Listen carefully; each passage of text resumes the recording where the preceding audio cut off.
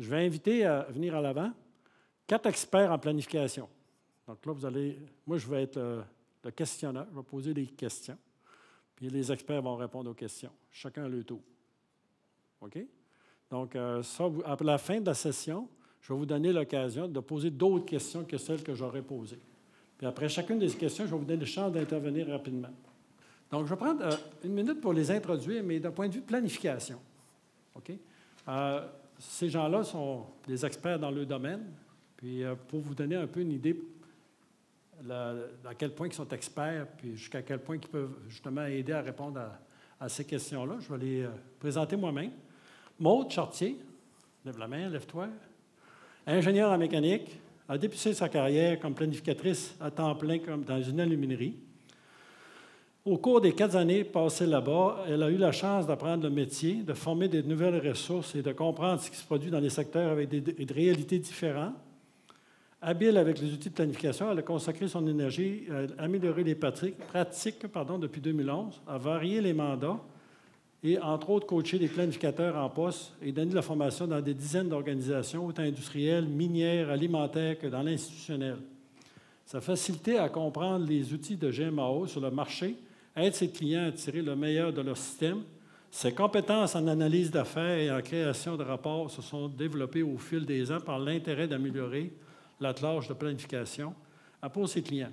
Maude a également coordonné des arrêts majeurs en usine et a développé des processus pour soutenir les planificateurs dans cette charge de travail additionnelle. Maude? Avec ses 20 ans d'expérience, Valérie, tu peux te lever, s'il vous plaît, tu peux te rasseoir après si tu veux. Valérie Rousseau, technologue en génie industriel de formation, a occupé des fonctions clés en tant que planificatrice et en gestion des actifs dans le secteur du traitement des eaux. Dans son rôle de planificatrice, elle a élaboré et mis en œuvre des plans de maintenance préventive afin de réduire les coûts de maintenance. Elle a également mis en place un système de gestion de la maintenance assistée par ordinateur, optimisant la disponibilité des équipements. Parallèlement, Valérie partage ses connaissances en tant qu'enseignante à l'ETS et au Cégep de Limoilou. Elle a de plus offert de nombreuses formations aux équipes de maintenance sur les meilleures pratiques et les outils de planification, favorisant ainsi un transfert de compétences et une amélioration continue des performances. Valérie? Après ça, Jean-François Noël est à l'emploi de produits Krieger depuis 2009 et a progressé d'électrotechnicien jusqu'au poste de directeur de l'entretien. A été un des acteurs clés dans l'optimisation des processus reliés à la maintenance efficace dans le cadre de ses fonctions à l'usine de Crabtree. Il a mené des fonctions aux différents processus de maintenance afin de les faire évoluer à la nouvelle réalité de la maintenance opérationnelle en mettant la planification comme un outil indissociable pour une maintenance efficace. Depuis, il travaille avec les autres sites de l'entreprise à implanter ce changement organisationnel qui consiste à ce que l'opération soit responsable des équipements de production et que la maintenance soit un partenaire dans l'accomplissement de cette tâche en fournissant les bons outils et services. Et enfin, Michel. Au cours des 30 dernières années, Michel Côté a eu la chance de développer et mettre à profit son expertise en planification et ordonnancement. Il était d'abord planificateur de maintenance, planificateur d'arrêt annuel, chef planificateur. Ensuite, il était responsable de déployer les activités de planification et d'ordonnancement d'un important complexe métallurgique de la société Glencore, CE Inc. Responsable de développer les processus de planification et d'ordonnancement dans les 16 usines canadiennes et américaines de Cascade. En tant que consultant expert en planification, a accompagné plus d'une trentaine d'entreprises au Québec dans les secteurs mines, des pâtes et papiers, des manufacturiers, à améliorer leur performance avec des diagnostics de la formation et du coaching.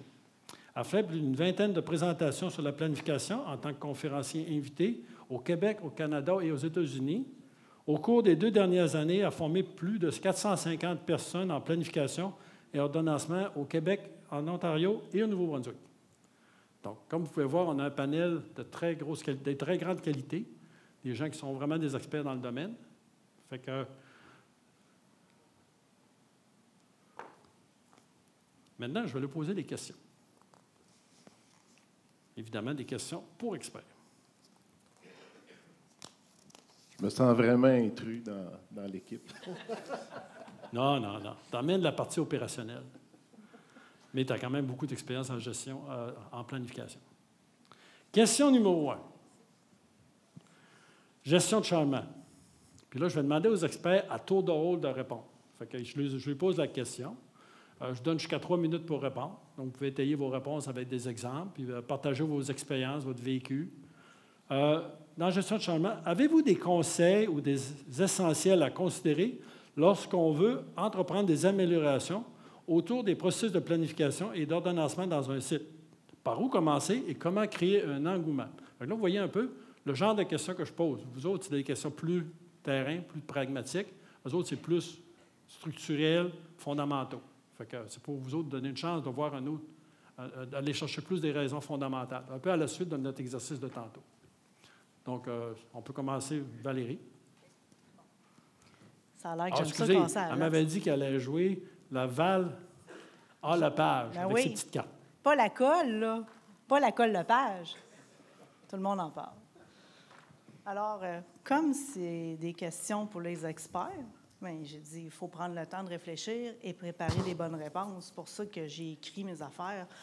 Puis en plus, 3 minutes à remplir, tu sais, common. Tu as déjà 30 secondes de fête. C'est ça, tu sais, l'art d'étirer. Alors, par où commencer pour avoir des conseils, tout ça? Être à l'affût des meilleures pratiques dans le milieu. S'informer, être curieux, aller voir aussi des entreprises, qu'est-ce qu'ils font. C'est comme pas mal la première partie à faire. Savoir c'est quoi les meilleures pratiques en maintenance. Ensuite, de où on part? Faire l'analyse de notre situation actuelle. Poser des questions, faire des audits internes. Qu'est-ce qu'on fait? Le lister. Pas commencer à dire « je veux tout modifier tout de suite ». Non. Prendre un temps d'arrêt. Qu'est-ce que je fais pour mieux l'analyser? Ensuite, définir des objectifs qui sont SMART. SMART, qu'est-ce que ça veut dire? Simple, mesurable, atteignable, réaliste et temporel. Ça veut dire qu'on se donne un objectif de temps. Fait que, quand on a établi ça, des objectifs qu'on va être capable d'atteindre, bien, on les met en place, puis en plus, on a analysé d'où ce qu'on partait, on sait un peu où est-ce qu'on va aller. Ensuite, impliquer rapidement des acteurs clés dans notre organisation. Aller chercher des personnes qui ont le goût de s'impliquer, qui ont des connaissances, puis qui vont nous aider à atteindre nos objectifs qu'on s'est fixés. Nous, là, on a impliqué tout de suite le planificateur intense. Nous, quand je dis nous, c'est à la Ville de Québec, puis on est en 2011. En 2011, on a pris un temps d'arrêt. On a dit, qu'est-ce qu'on fait en maintenance? Ah, bien, on a un planificateur, on a un système GMAO. Il fait pitié, on ne l'utilise presque pas, on ne rentre pas des données dedans. Fait qu'on m'a impliqué, la direction a croit en ça. Fait que tout de suite, ça, c'est le point de départ, là, avoir une direction qui y croit. Fait que comme ça, on peut avancer. Quand on est baqué, je ne veux pas dire baqué, mais je ne sais pas trop, le mot ne vient pas, pour pouvoir avancer. Puis la communication transparente aux autres personnes qui ne sont pas impliquées dans le processus. Afficher, communiquer, faire des présentations, dire, bon, on a analysé notre situation, on est là, on aimerait ça avoir une meilleure expérience en planification, on aimerait l'implanter, nos meilleures pratiques, fait qu'on l'affiche, puis on l'annonce nos couleurs. Comment créer l'engouement? Valérie, moi, je vais te couper. Tu as oublié de me couper? Moi, je suis pas mal tout dit. Pas mal tout? OK, merci. Ouais. Jean-François. Bien, moi, je vais vous conter un peu plus comment on l'a opéré, parce qu'on avait déjà un processus de planification dans notre usine qui était, oui, certes déficient, mais la façon qu'on a fait notre transformation, c'est qu'on a vraiment impliqué chacun des départements. Fait qu'on a décentralisé la planification dans les équipes par machine à papier. Puis, en ayant la planification dans les secteurs, puis l'ordonnancement qui est un peu plus high level, qui fait juste ordonnancer puis coordonner les différents secteurs. Fait que pour faire ça, bien, on a impliqué les gens, on a informé les gens, comme disait Valérie, mais aussi on est allé au plancher. Il faut auditer ce processus-là pour être certain que les gens comprennent pourquoi on le fait, les gens comprennent leur rôle. Puis ça, c'est la portion la plus importante quand on essaie de remettre en place un processus de planification. Fait que chaque secteur savait le rôle qu'il avait à jouer, puis chaque secteur, le secteur fabrication, savait en équipe comment opérer la transformation, puis comment remettre la planification un peu sur la bonne voie parce que honnêtement, on était tout le temps en urgence, on n'avait jamais les bons kittings, on n'avait jamais les bonnes pièces.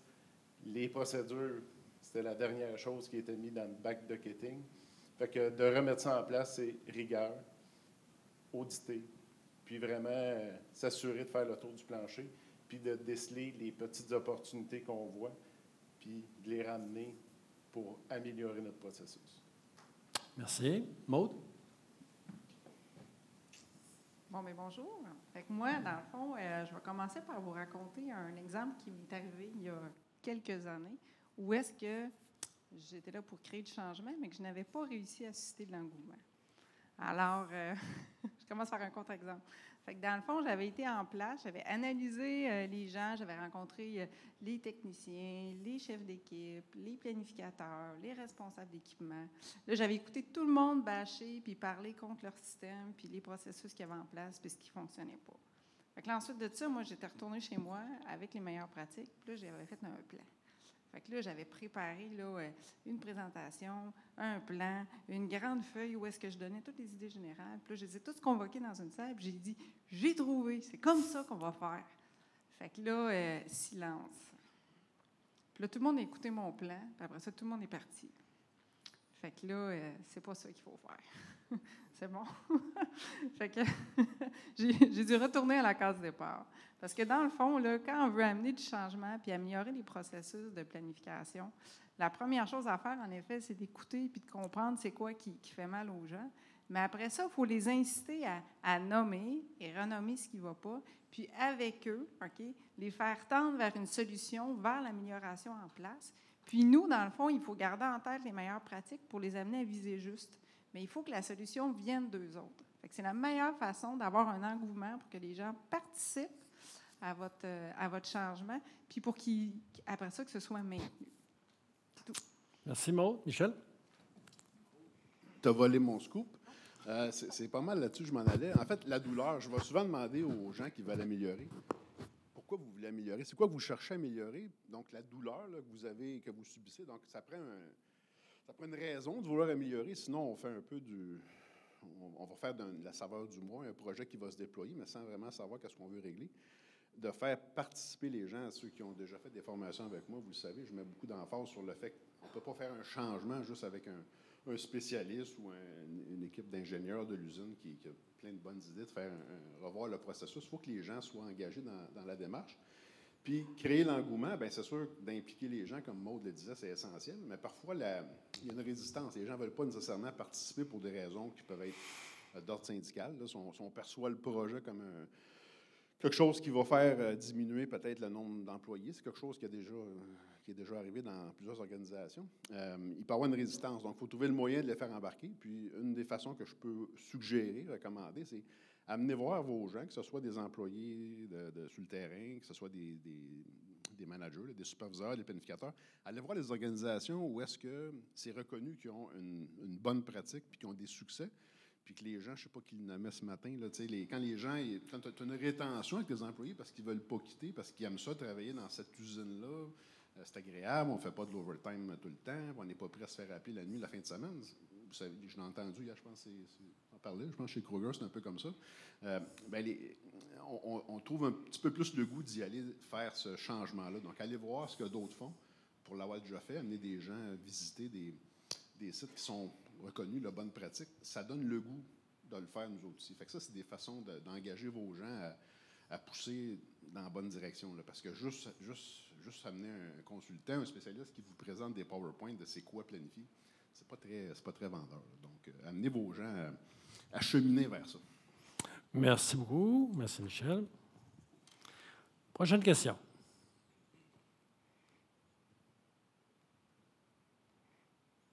Ah, OK, avant, oui.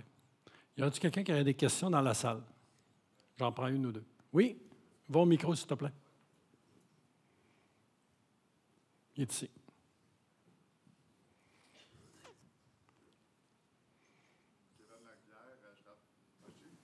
Le micro ici. Vas-y.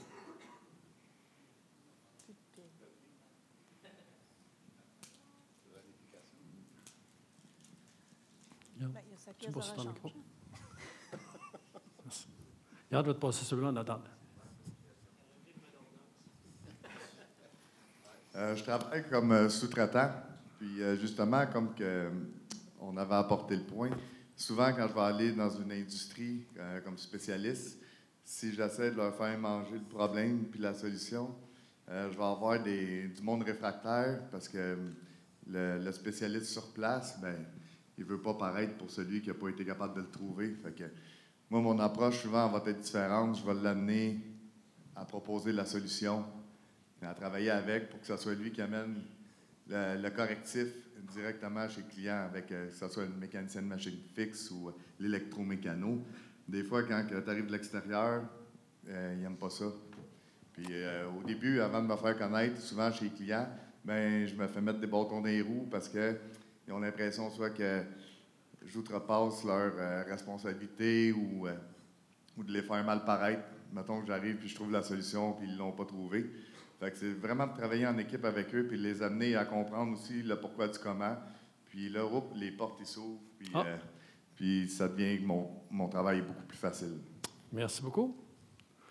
Merci. On va passer à la question suivante. OK. Apprendre des meilleurs, c'est l'idée. Si possible, on va demander aux experts, si possible, de citer des exemples réels. Qu'est-ce que dans les organisations les plus performantes en gestion, en planification et en ordonnancement font de différent? Donc, les meilleurs, qu'est-ce qu'ils font de différent? Celles qui performent bien en planification, de mieux. Ou le corollaire, quel est le trait commun des usines qui sont peu ou pas performantes en planification et ordonnancement? Et que peut-on y faire? On commence, Valérie. Ah oui? OK. Je pensais qu'on allait changer de début de question. Bien, pas de début, mais de réponse. Alors, nous, ce qu'on a fait, c'est que pour aller chercher des informations les meilleures, on a été chercher des experts qui sont dans le marché, qui sont spécialisés là-dedans. Par exemple, on a invité M. Roger Coulombe à venir nous expliquer c'était quoi les meilleures pratiques pour savoir comment on allait s'organiser dans notre organisation avec tout ça. On a demandé à SCI Maintenance, justement, qui ont été notre partenaire d'implantation de toute notre solution GMAO, à nous accompagner là-dedans. On a aussi demandé à ProSigma, une autre compagnie qui est venue nous voir pour toutes les meilleures pratiques aussi, mais un coup que ça a été lancé, tu sais, faire un autre tour de roue. Puis pour répondre aux autres questions, les meilleurs, bien, ils écoutent, ils analysent, ils posent des questions, ils vont voir les gens sur le plancher. Puis quand on n'a pas ça, c'est parce qu'il y a un manque de leadership. On a des divisions à court terme. Fait que pour casser ça, il faut justement avoir des plans stratégiques connus et bien expliqués aux employés, avoir un leadership fort. Ce que je disais au début de la première question, avoir une volonté de la direction à nous appuyer dans cette démarche-là. C'est ce qu'on avait. On avait des personnes qui venaient de l'industrie lourde. Là, c'est un changement de mentalité à la Ville de Québec. On est passé des actions de municipalité, faire de l'asphalte avec des pelles puis des gants qui se retrouvent au magasin, à une pensée plus industrielle avec des pièces de rechange, des kits de rechange dans un magasin qui n'avait pas ça, qui n'était pas structuré. Fait que c'est tout un changement de culture qu'on a impliqué, qu'on a implanté, puis qu'on a aussi imposé un peu, veut pas, aux équipes. Puis il y a eu de la résistance, oui, il y en a encore, mais comme on a des données, des retombées positives sur une meilleure planification au niveau des équipements qui sont moins brisés, qui sont plus fonctionnels. On a des meilleurs débits d'eau, on a une meilleure qualité d'eau au final, puis on a des équipes qui sont plus optimales sur le plancher. Bien, ça fait que tout le monde veut embarquer là-dessus. Fait que c'est pas mal ça. Merci, Valérie. Jean-François? Bien, en fait, il ne faut pas se prendre pour le meilleur. Fait que faut faire du benchmarking, puis tout le temps penser qu'on peut améliorer nos processus. Ça, c'est super important parce que... Puis varier le type d'industrie que vous allez faire du benchmarking. Comme nous, on fait du papier, mais on va voir des fois des industries qui vont faire d'autres produits, des pneus, du béton, peu importe. Il faut se benchmarker avec, oui, des entreprises comparables, mais il n'y a pas une entreprise que vous n'allez pas apprendre en allant voir ce qu'ils font puis comment qu'ils le font. Puis j'ai tout le temps dit, voler une idée, c'est bien plus facile que de l'inventer. Fait qu'après, vous repartez dans vos usines, puis vous allez mettre ces processus-là en place. C'est vraiment, vraiment une chose pour, si vous voulez améliorer rapidement ce que vous faites, benchmarkez-vous. Dans notre esprit, ça, c'est l'esprit de benchmarking, mais c'est quoi on va chercher? C'est ça que j'ai dit de la question. Qu'est-ce qu'ils font de différent qu'ils vous aident à apprendre pour aller plus loin? Bien, ce qu'ils font différent, bien, mettons, pour donner l'exemple à notre usine, on avait un roadmap. Puis le roadmap était développé par la corporation. Puis voici toutes les étapes pour se rendre en planification efficace. Puis c'était plus que la planification, ça touchait l'ensemble des sphères de la maintenance. Puis avec le roadmap, bien, ce que ça nous a permis de faire, on auditait, on était où dans le roadmap, puis on générait des actions pour se rendre un peu plus loin dans le processus. Fait que c'est des outils comme ça. Il y a les experts aussi, comme Valérie mentionnait. Et levez la main, allez voir les experts si vous ne savez pas comment. Nous, on a fait affaire avec Roger Coulombe, avec plein d'entreprises qui nous ont aidés à progresser là-dedans. Fait que demandez de l'aide si vous ne savez pas comment. Ça, c'est super Donc, ce que je décode de vos deux, c'est qu'il faut être ouvert à aller voir ce que les autres font, demander de l'aide. Il faut être ouvert. C'est ça qu'ils font de différent, ceux qui réussissent bien. Oui. Il ne faut pas penser qu'on est déjà bon. Il y a tout le temps de quoi qu'on peut améliorer. OK. Puis pour les entreprises un petit peu moins performantes en planification, bien, ça peut être plusieurs facteurs. Il faut y croire. Il faut avoir les sous, parce que veut pas faire cette transformation-là, ça peut être assez coûteux. Fait que, il y a plusieurs facteurs qui sont des fois hors de la contrôle des gens, mais commencez petit, faites des petits projets, des petits succès, puis démontrez à vos organisations que ça peut être bénéfique de faire de la planification. Je pense que ton point, par exemple, il faut vouloir, est très important parce qu'on trouve toujours le temps pour faire les choses qu'on considère importantes. Maud? Donc, moi, le trait commun que j'ai trouvé dans les installations qui sont efficaces en ordonnancement, c'est que les travaux sont rapidement priorisés. Fait que quand la demande est adressée, elle est regardée à l'intérieur de 24 heures. Il y a une décision qui est prise. Elle est priorisée. Il y a une décision qui est prise, puis elle va être planifiée en fonction de l'objectif de réalisation. Puis celui-là, bien, c'est en fonction de la priorité. Un travail de priorité, on va dire moyenne, va être réalisé en dedans de 4 semaines, puis un travail de priorité basse va être réalisé en dedans de, disons, 12 semaines. Mais 12 semaines, c'est pas un an. Ça vous va? Fait que l'entreprise performante, là, c'est ça qu'elle a réussi à faire. C'est que ces bons de travail, là, ils ne vont pas rester éternellement dans un backlog qui emmerde tout le monde, puis que tout le monde est blasé de voir là, les quantités de jobs se répéter à l'infini à chaque semaine. C'est bon? Fait que c'est vraiment ça qui distingue l'entreprise qui est performante. Fait que là, pour y Les arriver, gens peuvent avoir confiance que quand ça rentre dans la planification, ça va être fait d'un délai raisonnable. Exact. Fait que ça, en tout cas, de mon point de vue à moi, c'est ça qui distingue une place où la planification est performante d'un autre endroit. Fait que c'est pas nécessairement l'outil. Pour y arriver, bien, généralement, ce qu'on va retrouver comme très commun, c'est que tout le personnel de la maintenance est bien au fait du processus de planification et le supporte. Fait que le travail se fait en équipe. C'est pas à la seule charge du planificateur de maintenir ce processus-là en place. C'est ça. C'est bon. Merci, Michel. Je suis d'accord avec ce que vous dites. De mon côté, de mon point de vue, l'expérience que j'ai à visiter un paquet d'usines, oui, ce que vous dites, c'est tout essentiel. Le trait commun, c'est le leadership de la direction du site. Puis il faut faire attention au leadership. Il y a différents niveaux de leadership. Il y a le corpo, là, mettons Rio Tinto, qui a un siège social en Australie, qui gouverne un peu les différentes usines à travers la planète. Ça, c'est du leadership corpo, mais chaque site, ensuite, a un leadership de son site. Puis c'est ce niveau-là qui est le plus important. On peut avoir des belles initiatives. Tu sais, j'étais chez Cascade, j'avais 16 usines où j'avais de l'influence. Le mot influence, c'est important. C'est pas moi qui drivais les changements. C'est les directeurs d'usine avec les directeurs de maintenance. Si ça jamme là, si ça ne rentre pas là, si la volonté de changer n'est pas là, quand même qu'on pousserait sur une corde, là, le bon vieux dicton, ça n'arrive pas. Puis je l'ai vécu pendant les années que j'étais avec ces usines-là. Jusqu'à temps que quelqu'un prenne la POC, attrape la POC, puis fasse arriver le projet, pas parce que c'est obligatoire de le faire, c'est qu'il comprend les bénéfices de changer les façons de faire en planification. Ça, pour moi, c'est l'essentiel. Puis c'est marqué, citer des exemples. Tu sais, ceux qui ont eu la chance de visiter, l'usine d'Alcoa Deschambault dans les années 2000. Je pourrais vous en nommer d'autres, là, mais ça serait un peu du name dropping. Je ne veux pas faire ça. Mais Alcoa Deschambault a remporté des reconnaissances mondiales en termes de bonnes pratiques. Puis qu'est-ce qui est différencié, eux, c'était que le leadership de l'usine est extrêmement exigeant par rapport aux bonnes pratiques.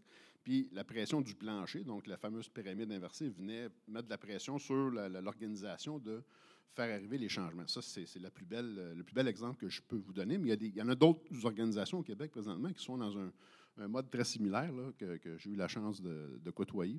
Puis la deuxième question, qu'est-ce qui fait que il y en a qui n'y arrivent pas?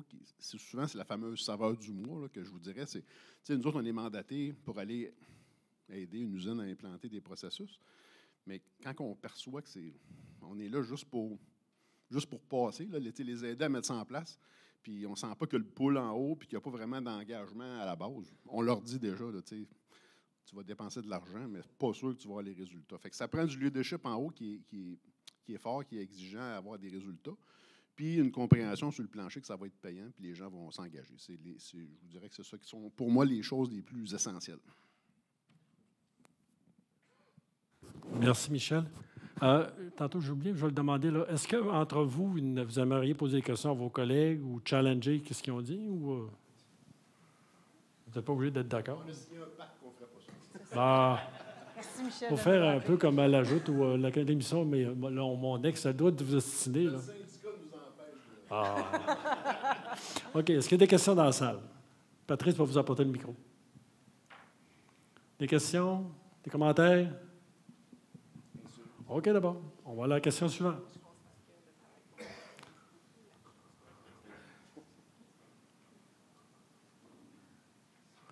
Les projets d'ingénierie ou les modifications. Je vois la réaction tout de suite. Je vois qu'il y en a qui vivent ça. Donc, ça existe. Vous avez votre petit train-train dans votre installation qui va bien. D'un coup, il y a un projet qui arrive, plonk. Puis il dit, nous autres, la semaine prochaine, il faut qu'on s'installe, nous autres. Ça arrive régulièrement, les modifications, mais les gros projets aussi. Dans le cadre d'assurer l'intégrité de la planification des travaux d'entretien, comment est-ce qu'il faut traiter ça, les projets qui rentrent? Puis de plus, comment incorporer ces changements aux équipements? Parce qu'il y a deux volets. On va installer le bidule, puis souvent on va tasser un peu la planification ou on va l'intégrer dans la planification. Ça, c'est la première question. Le corollaire, c'est que le nouveau bidule, il est nouveau. On a-tu les pièces? On a-tu les préventifs? Comment est-ce qu'on gère ça? Donc, Valérie? Hey, je l'ai aimé, cette question-là. Oui. C'est crucial dans notre planification, les projets d'ingénierie. Là, je ne cache rien, là, à la ville, là, ça arrive tous les jours. Ah, une nouvelle affaire, un nouveau changement, tout ça. Puis, on s'est rendu compte que, quand je vous disais que c'était depuis 2011 qu'on faisait notre planification plus ordonnancée, plus structurée, ça fait juste quelques années qu'on a mis en place une équipe de ces deux personnes. En fait, on a pris deux planificateurs qui étaient chevronnés depuis quelques années, puis on les a mis avec les équipes de projet à l'ingénierie. Fait que c'est les planificateurs de projet qui sont devenus. Puis ça l'a amené, premièrement, ça l'a dissocié la maintenance des équipements et les projets d'ingénierie, mais toujours en gardant une planification qui passe par notre Maximo pareil. Fait que les nouveaux équipements sont introduits rapidement. Là, on appelle ça, dans notre jargon, la revue de maintenance. La revue de maintenance, ça contient toutes les pièces critiques de l'équipement, toutes les maintenances préventives qui doivent être faites, les gammes d'opérations rattachées à ça. Puis là, on charge le tout dans notre GMAO. Puis ultimement, cet équipement-là va devenir il va arriver dans les calendriers futurs à la planification régulière, mais les premiers jets, puis les premières, les installations, les départs, bien ça, c'est fait par l'équipe de projet qu'on a mis en place et les planificateurs qui les aident à supporter tout ça. Fait qu'on a eu beaucoup de gains là-dessus parce que qu'est-ce qui arrivait sur le plancher, c'est que le nouveau projet ou le nouvel équipement, la nouvelle installation, apprenait tout notre temps. Apprenait tout le temps des équipes en place. Puis là, c'est qui en pâtissait? Bien, c'était toute notre PM. Toutes nos maintenances préventives prenaient du retard. Puis ça, on ne veut pas ça. Ça retardait tout le cheminement. Fait que c'est avec un temps d'arrêt qu'on a analysé la situation puis se poser des questions. Pourquoi ça bloquait? Puis c'est comme ça qu'on est arrivé avec notre solution d'une équipe. Là, je ne sais pas trop si j'ai répondu à toute ta question, là. en 2-3 parties. Mais comment traiter les projets d'ingénierie, faire les suivis d'ingénierie, comment incorporer, bien, on les a mis dans le GMAO. Finalement, j'ai bien répondu.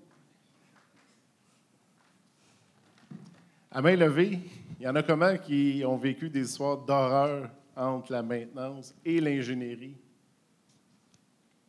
Pas mal tout le monde, hein? C'est ça. Bien, nous, c'était comme ça avant aussi. Puis, de la façon qu'on a décidé d'incorporer les nouveaux projets, l'ingénierie, bien, c'est de les faire passer à travers le même processus d'ordonnancement puis de création de bon travail.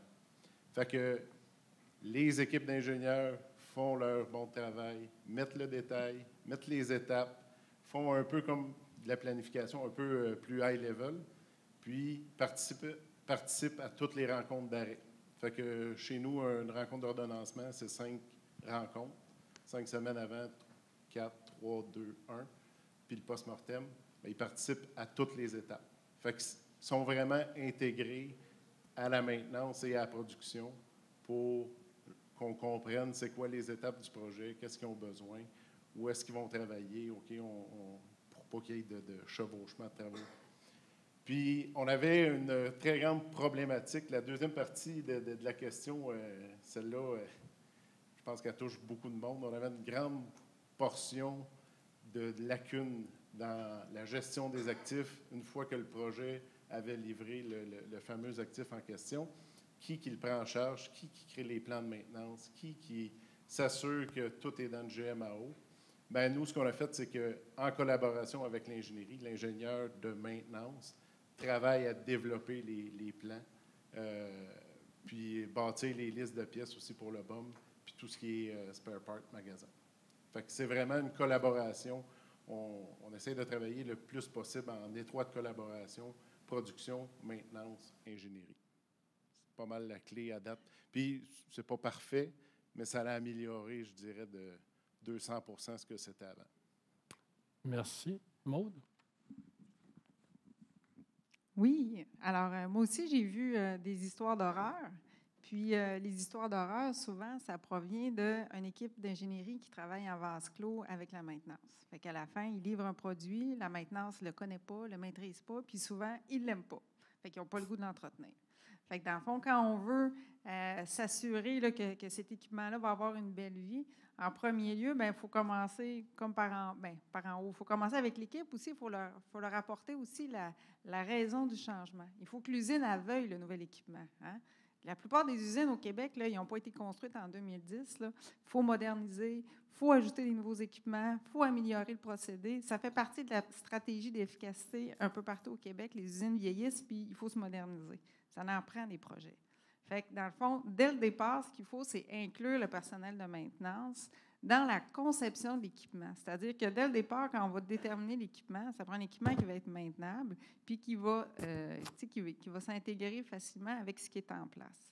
Fait que tout du long du processus, il faut libérer des ressources de la maintenance pour participer à ces différentes phases-là.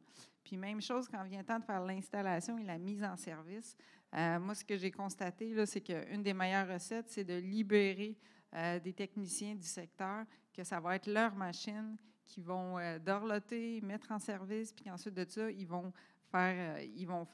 former le pair aussi sur l'entretien de l'équipement. Merci, Maud. Michel? Modification d'équipement, c'est ceux qui me connaissent un petit peu, je suis un anti-modificateur parce que il faut les faire, les modifications parfois, mais la maintenance, notre job, c'est de maintenir les actifs. Ça, c'est la première chose qu'il faut considérer. Donc, oui, les modifications, il va en avoir une branche qui va arriver dans le cours de la maintenance. Les questions qu'il faut se poser, c'est pourquoi on doit modifier l'équipement. Ça fait 10 ans, 15 ans que ça fonctionne comme ça, puis là, on veut soudainement grossir la chute, accélérer ou grossir la poulie sur un convoyeur, peu importe les bonnes idées que les gens peuvent avoir. Donc, il faut questionner le pourquoi. Puis la deuxième question, c'est est-ce que ça va induire des risques au niveau de la sécurité parce qu'il faut modifier les fiches de connaissage, parce qu'il faut modifier les listes de pièces au magasin, parce qu'il faut modifier les façons de faire le préventif, cet équipement-là. Donc, il y a beaucoup d'enjeux de est-ce que ça peut qui doivent être considérés, puis c'est souvent là que le problème est, c'est oui, il y a des gens qui vont valider, autoriser des modifications de façon plus verbale. Il faut que vous ayez un processus qui va filtrer les bonnes modifications qui vont se rendre jusqu'à l'exécution. Les autres, on va les intercepter, puis on va dire non, le coût-bénéfice n'est pas là ou le risque est trop grand de créer d'autres problèmes. Puis souvent, de revenir au concept de base, c'est souvent ça qui est la meilleure façon d'opérer l'équipement comme il a été conçu. C'est souvent là qu'on l'a échappé. Donc, je vous dirais, soyez très prudents avec les modifications. La planification, un planificateur, moi je le dis dans mes formations, ne doit pas toucher à une modif qui n'a pas été approuvée via le processus de gestion de vos modifications. Si je peux me permettre. Oui, on est au temps de réaction. J'aimerais ça citer un exemple que j'avais vu il y a quelques années, c'était une petite usine. Puis eux, justement, ils étaient dans l'obligation de moderniser. Il y avait un chargé de projet qui s'était retrouvé avec le projet sur les bras. Puis il avait effectivement travaillé en vase clos à la conception, à l'achat de ses composantes. Puis là, l'usine au complet était arrêtée. On avait déshabillé les fours au grand complet, puis il fallait tout reconstruire avec l'entrepreneur. Tout le reste de l'usine était à peu près pas au courant des modifications qui s'en venaient. Fait que là, l'histoire d'horreur commençait. Là. Fait que là, il y avait du bashing, les gens ne voulaient pas embarquer, les gens ne voulaient pas l'aider, personne ne voulait collaborer, il va s'arranger avec ses affaires. Puis là, j'entendais toutes ces choses-là.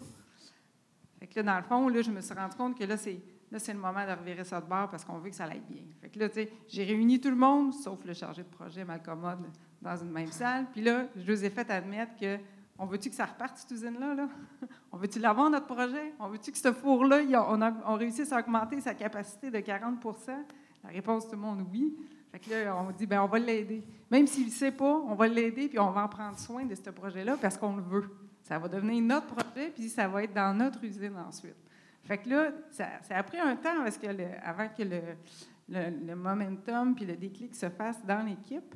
Mais dans la semaine qui a suivi, j'ai vraiment vu l'attitude de tous les joueurs. Puis, malgré que le chargé de projet ne mettait pas en place les bonnes pratiques d'intégrer les gens d'eux-mêmes sont venus se présenter, sont venus se mettre le nez, puis sont venus collaborer dans le projet pour réussir à faire quelque chose qui se tenait. Merci de témoignage. Est-ce qu'il y en a d'autres qui ont des réactions? Et donc, ce que je veux dire, c'est qu'il n'est jamais trop tard. Pour bien faire.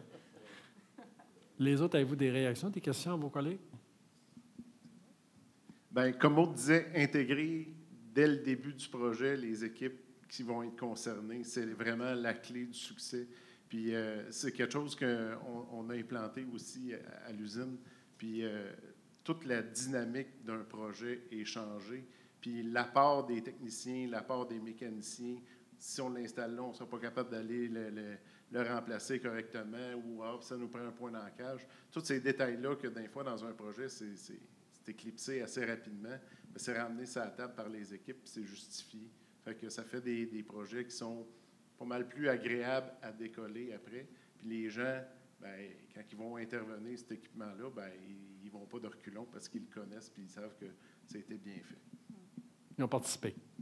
D'autres réactions? Oui, j'en ai une. Valérie? Moi, c'est un petit peu l'inverse qui s'est produit. Par exemple, au début, là, les projets, là, c'est plate, la maintenance, hein, c'est redondant. Le projet, c'était trippant.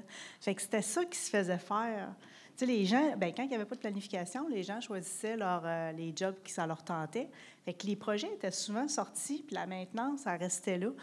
Fait que quand on a tout emmené le procédé, toute l'implantation de maintenir avec une planification, une meilleure structure, puis mettre les projets un petit peu plus à part, bien, nos machines y allaient mieux, c'est sûr, mais les gens, ils aiment ça encore, faire des projets. Fait que de temps en temps, leur en glisser un au travers de leur cédule, ça leur fait du bien. Là.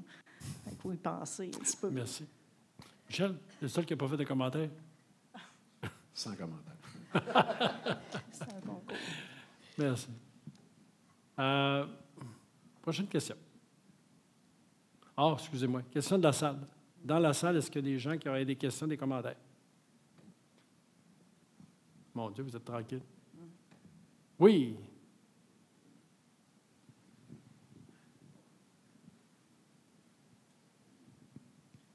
Petite question. Tantôt, pour l'équipe de projet, tu parlais de l'ingénierie, que c'est eux autres qui se ramassaient avec toute la paperasserie de montage, d'entretien de l'équipement pour le futur, puis à intégrer ça à la maintenance. Comment tu as fait pour arriver à impliquer toute cette gestion de projet-là au côté nouveau technique de monter les documents, puis de les remettre dans le bon système GMAO, d'avoir tout cet ensemble-là? Parce que c'est quand même un gros travail quand tu installes un nouvel équipement, puis de partager aussi comment le faire, les formations. Vous arrivez à quoi là-dessus quand vous mettez un nouvel équipement? La question est-tu pour moi? N'importe qui veut répondre. Oui, vous pouvez tous répondre, mais peut-être plus M. Kruger tantôt quand il parlait de l'équipe de Kruger. C'est Kruger. Jean-François, alias Kruger. Désolé. Bien, en fait, c'est vraiment, tu sais, c'est pas toute l'ingénierie qui a le singe sur ses épaules.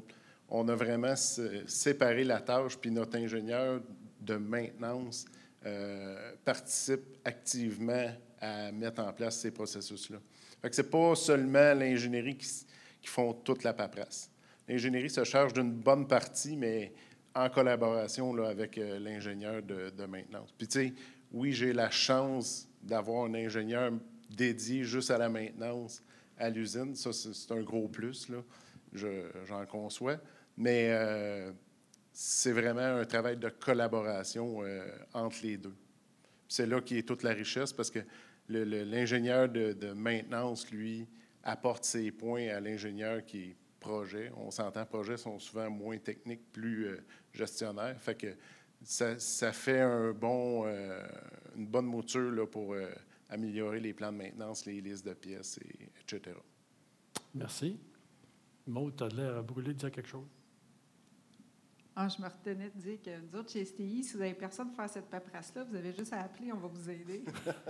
On connaît très bien le processus délivrable à faire quand il y a un nouvel équipement qui rentre en fonction. Et blague à part, attends, malgré que ce que tu dis, c'est vrai, quand j'étais en usine moi-même, la manière qu'on le faisait, c'est des fois, il y a différents scénarios. C'est un employé, mettons, qui est sur une barre de retraite, ou il est connaissant, ou qui est en travaux légers, tu peux le mettre à travailler déjà à faire une partie.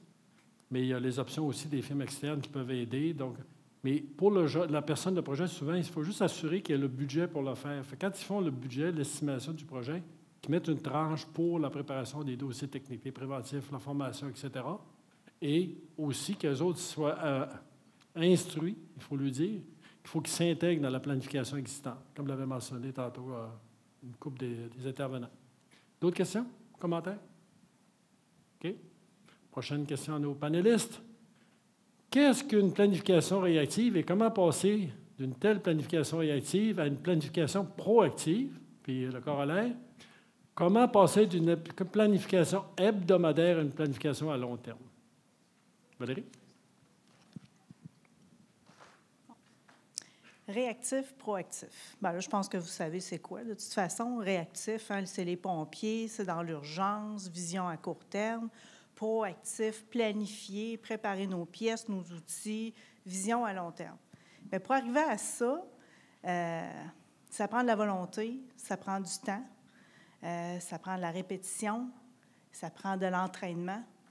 C'est aller voir les gens sur le plancher, leur dire que c'est ça la bonne affaire à faire pour les ramener, parce que l'urgence, ça vient vite. Ah, fais-moi ça. Moi, j'avais un contremaître, là, c'est un rébarbatif. Il était à l'usine de l'UTE de Sainte-Foy. Tu sais, dans le loin, là, tout seul, dans son coin, parce que les grosses usines, c'est plus l'UTE de Québec, l'usine de traitement des eaux de Québec. Bien, lui, là, le pompier, il voyait un électricien passer. « Hey, man, va nous faire ça. » C'est valorisant. Hey, il est hot, l'électricien, il va aller faire toutes les réparations dans l'usine. C'est lui le champion. Ça a pris des années à casser ça au contremaître, d'arrêter, d'intercepter les gars qui passaient devant lui. Au début, ça leur faisait plaisir, là, ben oui, ça les valorisait. Mais quand ils sont ramassés avec la cédule dans la main, là, puis que nous, on tenait des indicateurs de performance là, qui disaient « Hey, as-tu réalisé ce qui était dans ton horaire? » Non, j'ai répondu au contremaître. Oui, mais c'est pas le tien, c'est pas ton contremaître, c'est celui des opérations. Toi, tu écoutes ton contremaître entretien, puis avec le planificateur, tu avais donné ça dans les mains. C'est ça que faut que tu fasses. Ouais, mais là, ben c'est ça. On ne tape pas sur la tête du gars, tu es allé voir le contremaître, on lui a dit il faut que tu arrêtes. Il faut que tu t'écoutes. On te rend compte à chaque semaine, on te dit ce qui allait être fait. Quand c'est une urgence, bien là, on va regarder si c'est vraiment une urgence. Maude, elle a déjà dit ça. Analyser, questionner, si c'est vraiment une urgence. Puis après ça, c'est ça avance. Merci, Valérie. Jean-François? Moi, je considère ça comme être sur l'autoroute à 100 km/h avec un bandeau.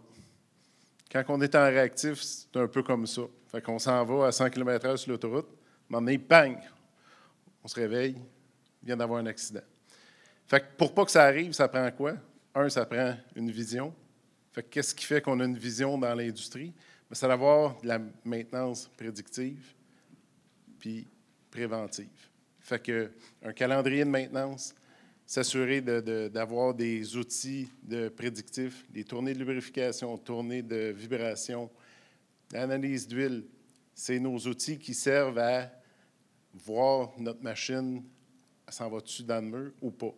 Puis ce que ça permet, bien, c'est sur un calendrier de maintenance, d'aller placer les actions qu'on veut faire à plus long terme. Fait que ça, c'est quelque chose qui est primordial. Le bout de... On a parlé d'Industrie 4.0, les data et tout ça. C'est pas obligé d'être complexe, mais faire la base, lubrification, analyse d'huile, thermographie, de la collecte de vibrations puis analyse, ça permet de passer du mode réactif pompier à je roule jusqu'à temps que ça brise, au mode un peu plus planifié.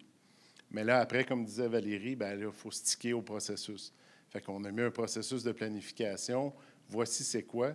Nous, à l'usine, on a mis des critères d'urgence. Fait que si tu ne perds pas plus que 5 000 de production par jour, l'urgence, ça ne passera pas. Si ça ne touche pas la santé et sécurité, l'urgence ne passe pas. Si ça ne touche pas l'environnement, ça ne passera pas. Fait qu'il y a différents stades qui font qu'on a un bloqueur.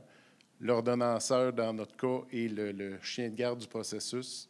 Puis une fois que lui a donné l'accord, là, après, les équipes de supervision réorganisent les gens. Mais ça prend un processus qui est maintenu serré, audité, puis que les gens comprennent le processus. Ça, c'est super important. Puis dans nos rencontres du matin, bien, quand il y en a un qui n'a pas respecté, c'est le fun. À cette heure, ça ne vient même plus de la supervision ou de la direction. Ça vient entre eux autres qui se disent « Ça, c'était pas une urgence hier, fait que j'espère que tu ne recommenceras pas. » Maude?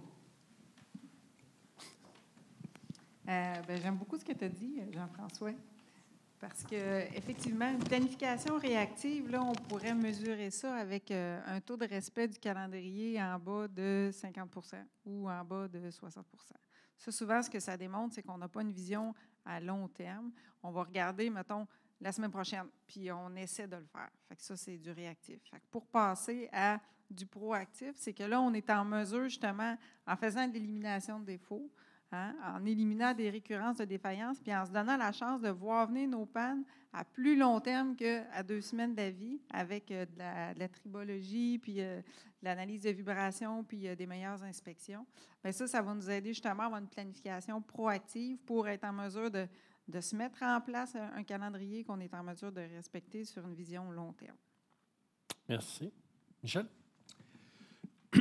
Planification réactive, c'est 2 mots qui ne vont pas nécessairement bien ensemble. Là, on se comprend là-dessus. Puis malheureusement, comme dans mon rôle de consultant, puis j'ai travaillé en usine avant aussi, j'ai la chance encore aujourd'hui de voir, bien, c'est pas la chance, la malchance de voir des usines où est-ce que le matin, le planificateur va être mandaté pour établir la cédule de la journée. Ça ne peut pas être plus réactif que ça. On arrive le matin à 6h30 avant l'équipe de maintenance, puis notre job, c'est de préparer un ordonnancement pour la journée. Donc, il y en a qui sont encore comme ça.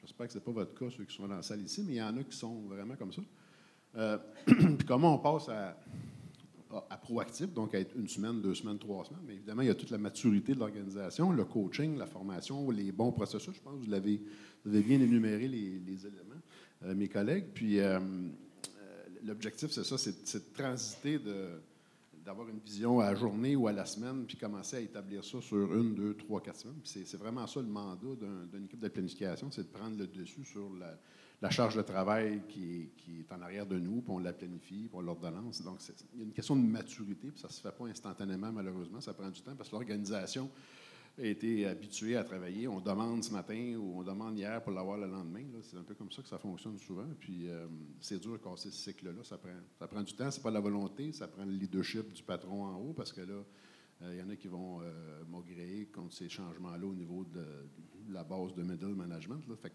c'est pas facile, mais il faut commencer par le commencement, puis c'est établir les règles, le processus, puis former, coacher les gens. Merci, Michel. Est-ce qu'il y en a qui veulent réagir? C'est beau? Je veux juste rajouter un petit détail. Des fois, on va utiliser une planification réactive comme moyen de transition vers une planification plus avancée. Je m'explique. Quand vous avez actuellement une situation où vous avez surtout des urgences, vous pouvez dire, bien, écoute, si ce n'est pas si urgent, si on est capable d'attendre une semaine, là, on va le planifier la semaine prochaine. Déjà là, vous allez commencer à transférer des travaux qui vont avoir le temps de se faire préparer comme il faut, au lieu de tout le temps à répondre en réaction rapide. L'autre chose, on peut être capable de dire, on peut faire une petite réparation temporaire vite là, puis planifier d'ici 2 semaines, le temps qu'on ait les pièces, une bonne job bien faite. Donc, il y a des trucs comme ça du métier qu'on peut faire pour se donner une transition vers le planifié qui est plus long terme. Est-ce qu'il y en a d'autres qui ont des commentaires? Rapidement, j'en parle un. Bien, je peux en ajouter un petit, parce que dans notre processus, il n'y a pas une urgence qui rentre comme une urgence si elle n'a pas déjà le kitting de prêt. Fait qu'on prend la peine de valider, on a-tu les pièces réparées. Avant de déplacer des équipes, il faut s'assurer qu'on ait les pièces se réparer. C'est bon. Merci. Comme ça, parce qu'elle n'a pas eu santé, sécurité, environnement, qualité. Sinon, ça aurait été une vraie urgence. Oui, mais même la vraie urgence, on s'assure avant d'avoir les pièces, avant de déplacer les équipes. Ils sont hot, hein? Pas tout le temps. Merci beaucoup pour la réaction. Qu'est-ce qu'une planification? Non, ça, c'était la question qu'on vient d'avoir. Excusez-moi. Prochaine question, c'est la dernière. Quels sont les bénéfices tangibles? Puis là, je ne veux pas avoir des principes, parce qu'on l'a parlé tantôt. Là, je vais avoir des experts. On veut parler à la direction. Là. On veut être capable de dire comment que ça vaut la planification. Comment est-ce qu'on peut faire ça? Si on va parler de benchmark, etc., mais concrètement, demain matin, là, comment est-ce qu'on peut aider les gens ici à calculer une valeur, comment ça va valoir les bénéfices de la planification, pour après ça, en sachant les coûts, on sait le coût de planificateur, GMAO, etc., capable de faire un retour sur investissement. Donc là, je vous fais monter d'un hélicoptère sur la question que j'avais posée avant, les bénéfices généraux. Là, comment est-ce qu'on peut être financier puis parler à la haute direction? À vous la réponse. Valérie? Je peux y aller. Ici, on parle d'un plan d'affaires, puis c'est vraiment Oui. le crunch là, du processus. Comment on va aller vendre ça à la direction?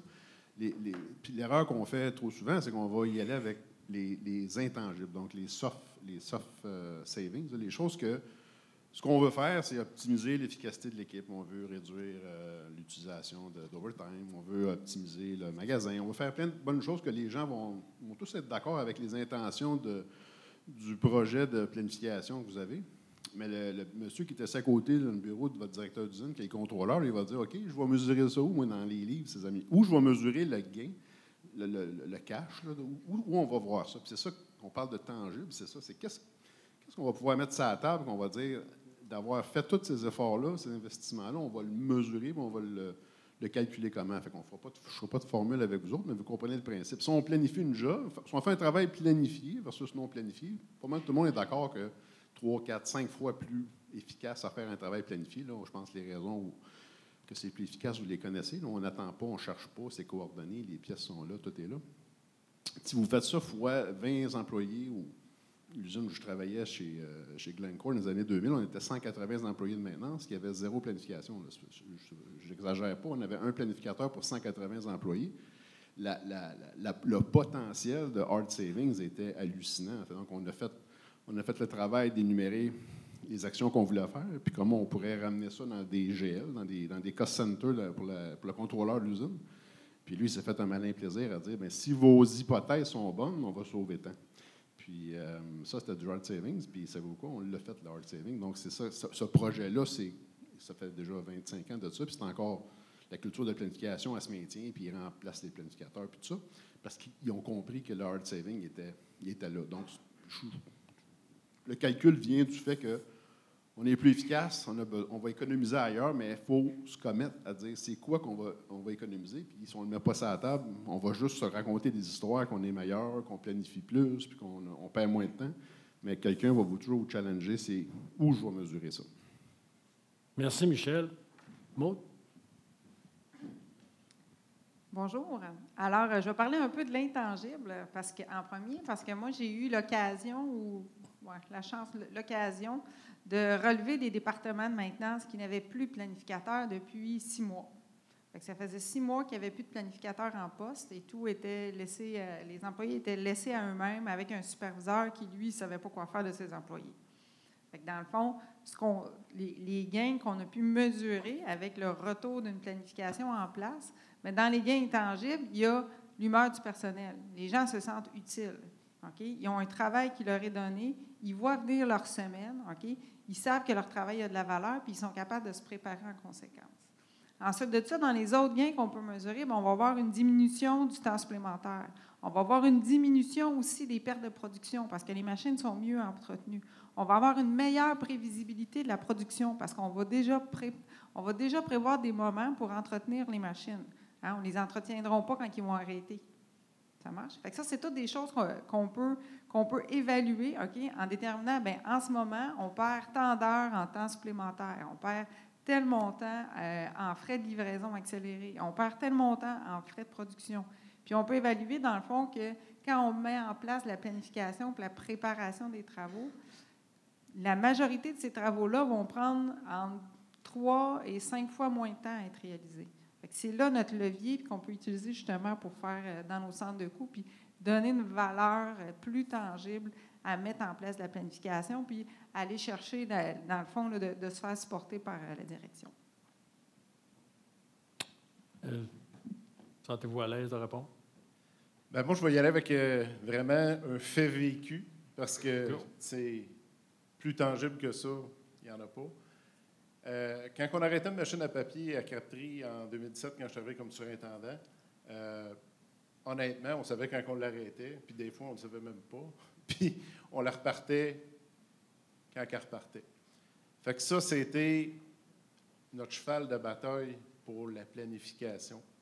Puis on a travaillé au départ que sur les arrêts planifiés. On n'était vraiment pas bon. On arrêtait une machine des fois, puis ça prenait 48 heures avant quart d'école. C'était planifié pour 16 heures. C'était affreux. On a travaillé juste sur ça. Puis, tranquillement, pas vite, on a passé de 48 heures d'arrêt à 30, 24, 16. Aujourd'hui, un arrêt planifié, c'est 16 heures papier à papier. Tout est dans le Gantt. Tout a été vraiment structuré jusqu'à les séquences de pré-production, tout ce qu'on est capable de tester sur une machine. Fait que c'est ce qui a fait qu'on a sauvé des nombres d'heures incalculables de downtime. Puis ça, parler à n'importe quel de vos contrôleurs, ça parle, c'est beaucoup, beaucoup, beaucoup, beaucoup d'argent. Fait qu'on a travaillé à mettre en place ça.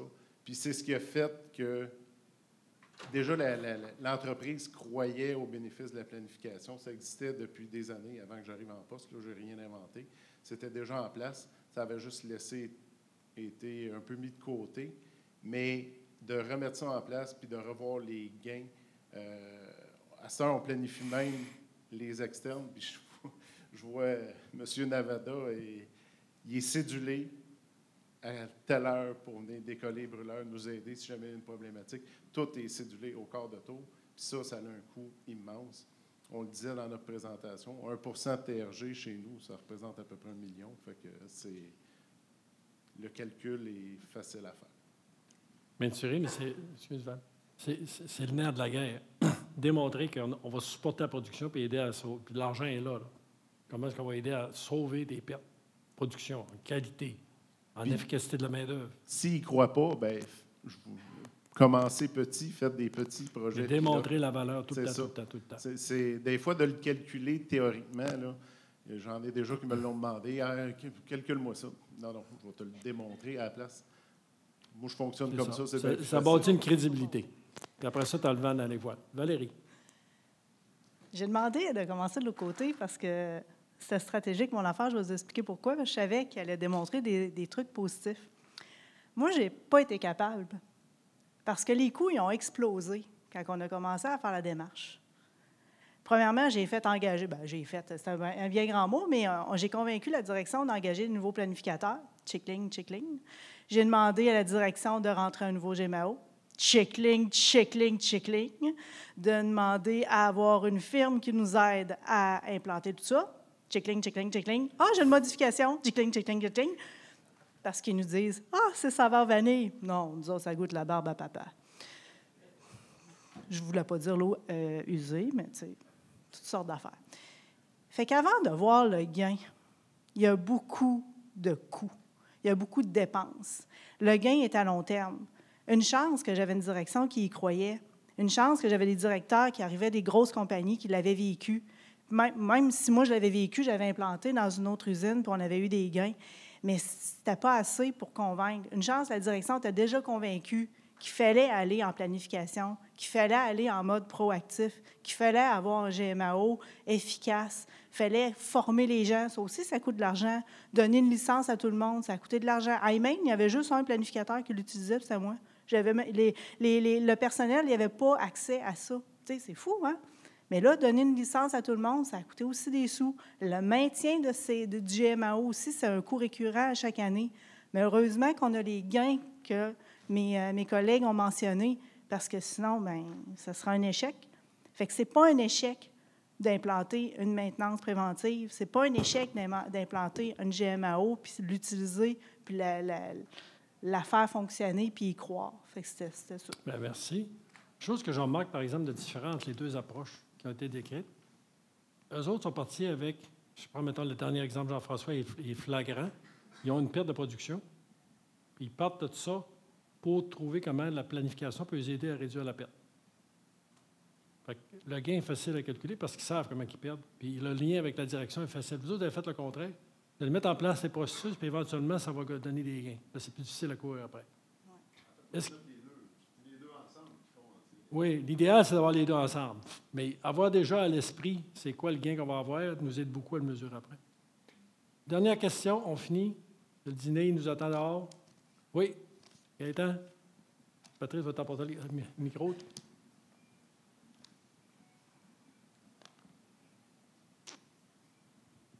c'est pas vraiment une question. Je regarde tout ce qui se passe depuis en fin de semaine, puis je me pose la question, est-ce que c'est toute la direction des entreprises qui devraient être assises ici au lieu de nous autres?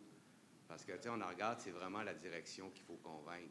Fait que, d'un côté, je pense que vous devriez faire un colloque, mais tout avec les directions d'entreprise. Ça ferait avancer des gens comme nous autres. T'en parleras, Jordan. Tu organises ça pour les dirigeants d'entreprise. Ben, c'est un constat que je donne. C'est ça qui bonne observation. Ben, si je peux me permettre de renchérir là-dessus, quand on a remis en place tous les processus, on a fait affaire avec une firme que je nommerai pas, qui est présente, puis on a reformé 100% de tous les niveaux en partant du directeur d'usine, les directeurs, surintendants, superviseurs, puis le plancher. C'est quoi votre rôle dans la planification?